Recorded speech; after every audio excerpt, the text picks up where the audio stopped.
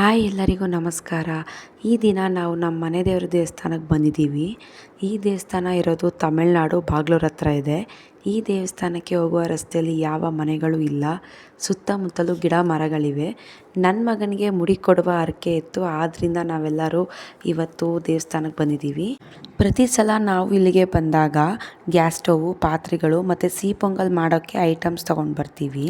ಆ ಸಿಹಿ ಪೊಂಗಲ್ನ ದೇವರಿಗೆ ಪ್ರಸಾದಕ್ಕೆ ಅಂತ ಇಟ್ಟು ಪೂಜೆ ಆದ ನಂತರ ಅಲ್ಲಿರೋರಿಗೆ ಹಂಚಿ ಅದಾದಮೇಲೆ ನಾವು ಒಂದು ಸ್ವಲ್ಪ ತಿಂತೀವಿ. ಇಲ್ಲಿ ಕೋಳಿ ಕುರಿಗಳನ್ನ ಕೂಡ ತೊಗೊಂಡು ಬಂದು ದೇವ್ರ ಮುಂದೆ ಕೊಯ್ದು ಅಡುಗೆ ಮಾಡಿಕೊಂಡು ಇಲ್ಲೇ ತಿಂತಾರೆ.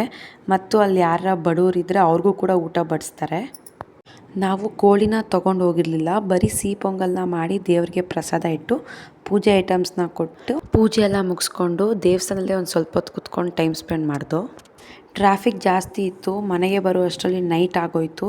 ಈ ದಿನ ತುಂಬಾ ಚೆನ್ನಾಗಿತ್ತು ಆ್ಯಂಡ್ ಮನಸ್ಸು ತುಂಬ ಹಗುರವಾಯಿತು. ಈ ವಿಡಿಯೋ ನಿಮ್ಮೆಲ್ಲರಿಗೂ ಇಷ್ಟವಾದಲ್ಲಿ ನನ್ನ ಚಾನಲ್ನ ಸಬ್ಸ್ಕ್ರೈಬ್ ಮಾಡಿ, ಲೈಕ್ ಮಾಡಿ, ಶೇರ್ ಮಾಡಿ. Thank you.